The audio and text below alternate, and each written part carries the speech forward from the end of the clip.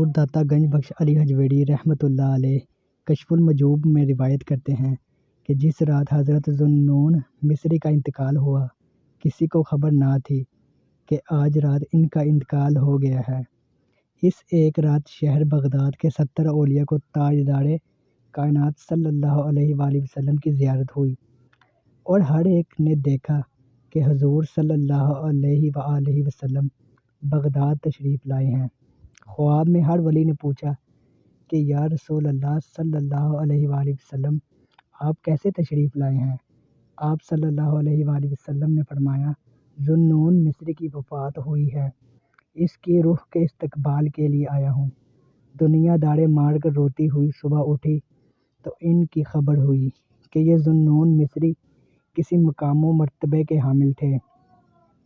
مگر وہ دنیا سے جا چکے تھے، اور جب لوگ ان کے گھر پہنچے تو نور کے کلمات سے ان کی پیشانی پر لکھا تھا، کان حبیب اللہ ومات فی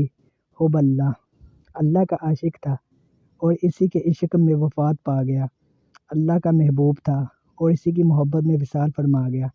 سخت گرمیوں کے دن تھے، ان کا جنازہ اٹھایا گیا، اطراف و اکناف سے ہزاروں